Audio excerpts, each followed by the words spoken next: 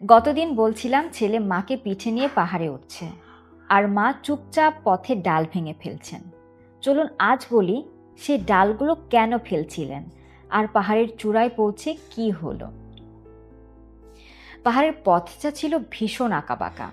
শিকারি আর কাঠুরেদের তৈরি অসংখ্য ছোট ছোট পথ এদিক ওদিক ছড়িয়ে আছে, একটার সাথে আরেকটা এমনভাবে মিশে গেছে যে চেনা মানুষও বিভ্রান্ত হয়ে যায়।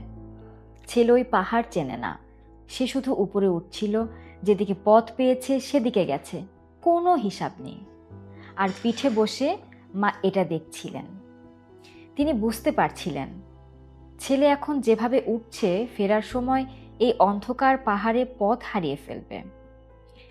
তাই তিনি চুপচাপ পাশের গাছ থেকে ডাল ভেঙে পথে ফেলছিলেন, একটু পরপর থামছেন না, যেন ছেলে ফেরার সময় সে চিহ্ন ধরে নিরাপদে নামতে পারেন। নিজে মরতে যাচ্ছেন, তবু মাথায় শুধু একটাই চিন্তা, ছেলেটা যেন ঠিক মতো ফিরতে পারে। অনেক কষ্টে ছেলে মাকে নিয়ে পাহাড়ের চূড়ায় পৌঁছালো।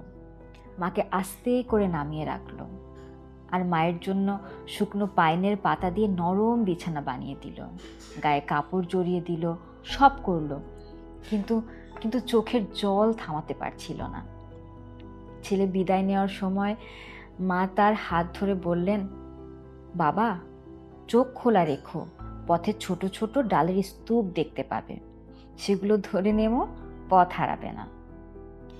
ছেলে পিছনে তাকিয়ে দেখলো সত্যি পুরো পথ জুড়ে ছোট ছোট ডালের স্তূপ পড়ে আছে, একটু পরপর অন্ধকারেও দেখা যাচ্ছে।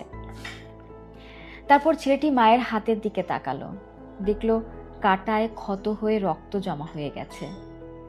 এই হাত দিয়েই তিনি ডাল ভেঙেছেন পুরোটা পথ জুড়ে। এসব দেখে ছেলে আর দাঁড়িয়ে থাকতে পারল না, হাঁটু গেড়ে মায়ের পায়ের কাছে বসে মাথা নুয়ে কাঁদতে লাগলো। তারপর বলল, মা, আমি তোমাকে এখানে ফেলে যাব না, যা হওয়ার হোক। মাকে আবার পিঠে তুলে নিল। সেই ফেলে রাখা ডালের পথ ধরে নামতে শুরু করলো। বাড়ি ফিরে রান্নাঘরের মেঝের নিচে একটা গোপন ঘরে মাকে লুকিয়ে রাখলো। প্রতিদিন চুপচাপ খাবার দিত, কথা বলতো, কিন্তু বাইরে কাউকে জানালো না। এভাবেই দিন যাচ্ছিল, কিন্তু ছেলে সবসময় ভয়ে থাকতো কখন যেন ধরা পড়ে যায়। তারপর একদিন শাসক একটা নতুন আদেশ দিলেন, এমন একটা আদেশ যেটা শুনে পুরো প্রদেশ থমকে গেল, কারণ এটা ছিল অসম্ভব। এই আদেশ পালন করার ক্ষমতা কারণ নেই, অন্তত সবাই এটাই ভেবেছিল। কিন্তু সেই গোপন ঘরে লুকিয়ে থাকা একজন বৃদ্ধ মা, তিনি জানতেন কিভাবে সেটা সম্ভব।